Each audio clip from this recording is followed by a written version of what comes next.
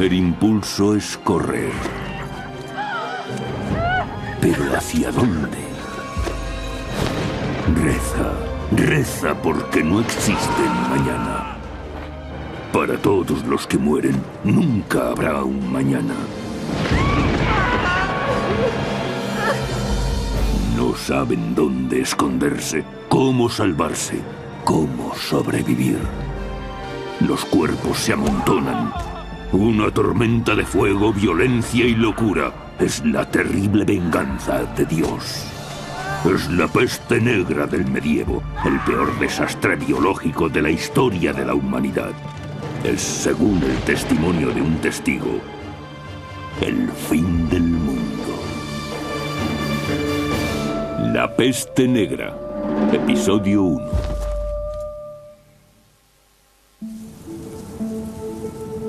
Año 1310, Toscana, Italia.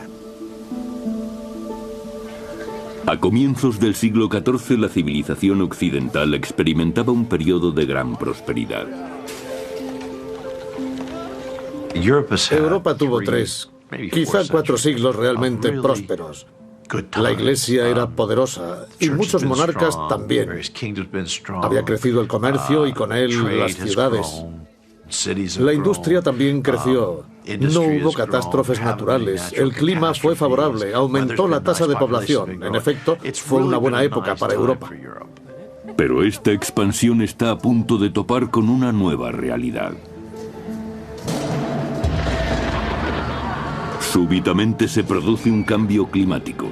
Las temperaturas descienden, helando las cosechas. Con asombrosa rapidez, los años dorados llegan a su fin y las visiones apocalípticas comienzan a surgir. Llegaron los 4 jinetes del apocalipsis: hambre, plagas, guerras por doquier y la muerte, que no cesa. En la década de 1340, las guerras asolan el continente. La crisis afecta gravemente a los campesinos, pero los nobles ven la oportunidad para hacer fortuna aprovechando el caos. Año 1347, Baja Mongolia. Lejos, en Oriente, en las estepas mongolas, un terrible mal ha despertado. Es un agente de la muerte. El rumor se extiende. Millones de personas están muriendo en China, la India y en las tierras del Islam. Es muy interesante comprobar que estos rumores procedentes del este llegaban acompañados de descripciones apocalípticas sobre los orígenes de la epidemia. Se hablaba de hechos tales como una lluvia de ranas y serpientes, tormentas con fuertes granizadas y rayos, y finalmente un humo hediondo y truenos espantosos.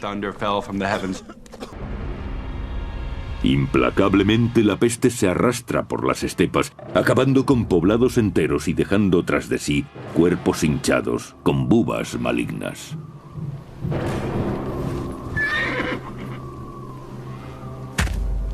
En la inhóspita estepa están habituados a aprovecharlo todo.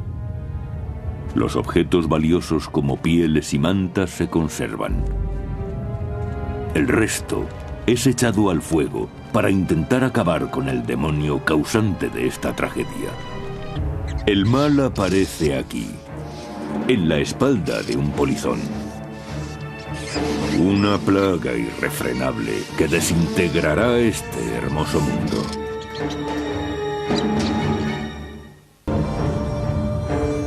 El término de las rutas comerciales mongolas es la ciudad portuaria de Kaffa, en el Mar Negro, punto de partida de los barcos mercantes con destino a Italia. En 1347 los mongoles atacan la ciudad cristiana de Kaffa con la esperanza de dominar tan estratégico enclave. Al principio, parece que la ciudad caerá bajo el sorpresivo asalto. Pero cuando la lucha es más enconada, los mongoles se enfrentan repentinamente a un enemigo inesperado: la peste. Afrontan entonces una acción desesperada.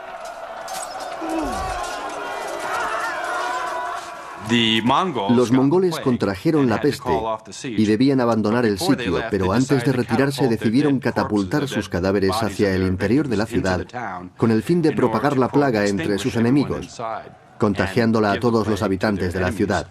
Al parecer así fue como los mongoles transmitieron la peste a los europeos. Se podría considerar el primer caso histórico de guerra bacteriológica. Aunque la forma de transmisión seguramente es una leyenda, lo cierto es que la peste se extendió por la ciudad de Kaffa. Pero si bien estos hechos parecen claros, sigue surgiendo una pregunta. Tras un arranque tan lento, ¿cómo se extendió tan rápidamente la plaga por Europa? Muchos historiadores creen que viajó en un barco mercante que se dirigía a Europa, y su primera escala fue la isla de Sicilia.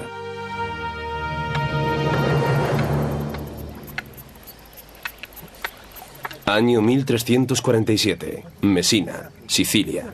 Para los habitantes del litoral italiano, las olas siempre han sido portadoras de vida en el Mediterráneo. Pero este año es algo muy diferente lo que llega a sus costas.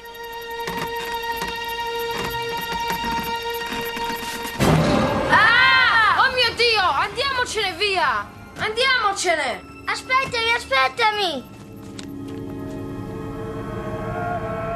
En los puertos de Italia fondean los barcos procedentes del Mar Negro. A bordo transportan algo horrible.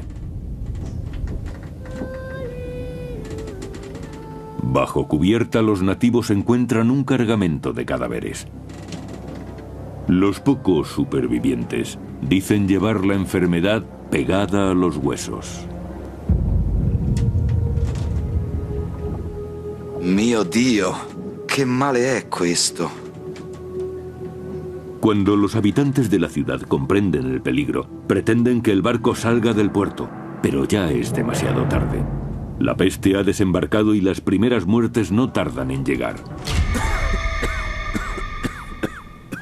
No se trata de una enfermedad cualquiera, es dolorosa y repugnante. Sus víctimas tienen una fiebre altísima y sufren horriblemente. Al principio debió ser difícil diagnosticar la enfermedad a partir de sus primeros síntomas, tos, fiebre, escalofríos. Luego se producía una fuerte subida de temperatura. Y después, en un segundo brote, aparecen unas bubas que no tardan en desarrollarse.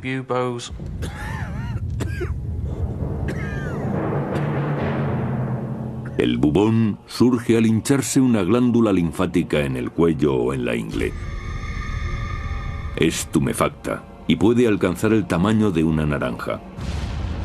Serán estas bubas las que harán pensar que la peste bubónica es la causa de la muerte negra.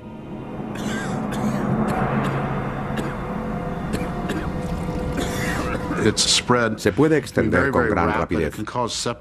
Se produce un brote infeccioso, descendiendo rápidamente la tensión arterial y dándose un colapso multiorgánico. El sistema vascular se dilata y aparecen las hemorragias. Los bubones en sí son muy dolorosos. Es una manera horrible de morir.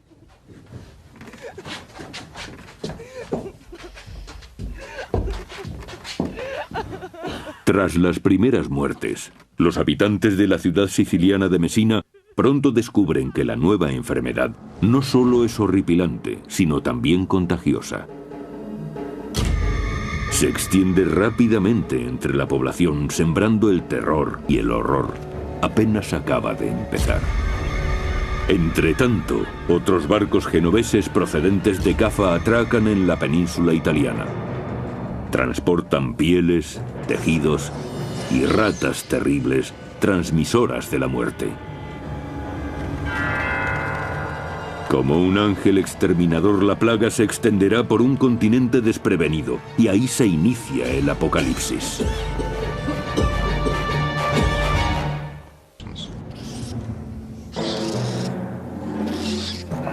La picadura de una sola pulga inyecta en la víctima la bacteria Yersinia pestis.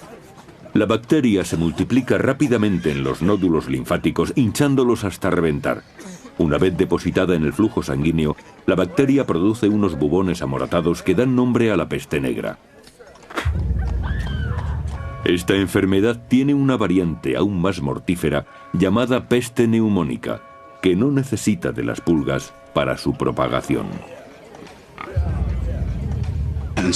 En algunos casos, la bacteria llega a los pulmones, se instala allí y empieza a proliferar. Cuando hay hemorragia en los pulmones y la persona tose, se producen expectoraciones sanguinolentas. Se escupen partículas de sangre y estas flemas infecciosas pueden fácilmente infectar a otra persona. En estas circunstancias, el instinto de supervivencia supera a los sentimientos heroicos. Ni siquiera los lazos familiares pueden unir a sanos y enfermos, como atestigua un gran escritor de la época, Giovanni Boccaccio. Los familiares no merecían más cuidado que los perros. Les arrojaban comida y bebida al lecho y después se les abandonaba. Al principio, si una persona enfermaba, la familia se ocupaba de ella y los vecinos colaboraban. Pero al advertir el contagio es fácil imaginar que pronto todos dejaron de ayudarse. Cuando ves que 1 de cada 3 personas muere, eso lógicamente afecta a tu mentalidad. Por supuesto, influye el temor, porque todos se preguntan, ¿seré yo el próximo? ¿Me atacará la peste a mí también? ¿Me llegará a través de mi padre, mi hermano o mi hermana? A esta falta de compasión se refiere el cronista de Siena Agnolo di Tura. El padre abandonaba a su hijo, la esposa al marido, un hermano a otro, porque esta enfermedad flagelaba igualmente al cuerpo y al alma, y así morían. Era la venganza de Dios por la depravación y los pecados de los hombres. ¿Qué mejor manera de responder que mediante actos de penitencia extraordinarios para borrar esos pecados? Y así el pueblo aterrorizado siguió a los fanáticos que se castigaban a sí mismos en una brutal imitación del sufrimiento de Cristo.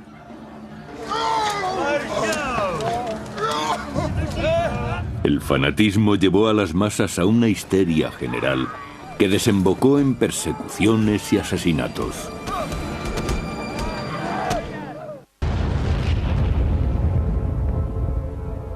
En la región de Renania, en Alemania, los fieles actuarán por su cuenta.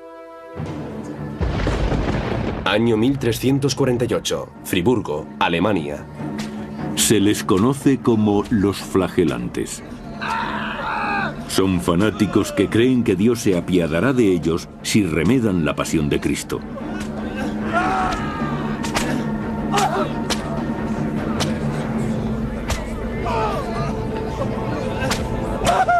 La suya es una medida extrema tomada en una época extrema, y el pueblo acude hacia ellos desesperado. La gente ve en los flagelantes la ayuda que necesita contra la enfermedad, porque quizá con esa durísima penitencia se consiga mitigar la ira divina y vencer a la peste.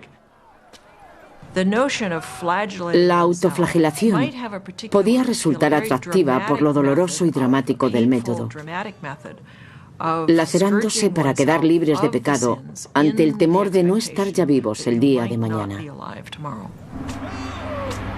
En procesiones de hasta 1000 fieles, los flagelantes se imponen caminar durante 33 años y medio, como los años de vida de su Salvador en la tierra.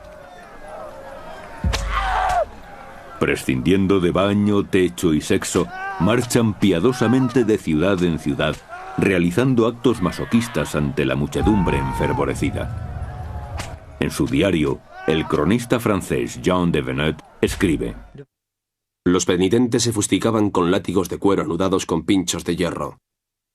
Algunos sufrían graves heridas entre los omoplatos y algunas mujeres medio locas recogían la sangre con sus propios vestidos y se los pasaban por los ojos, porque decían que esa sangre era milagrosa.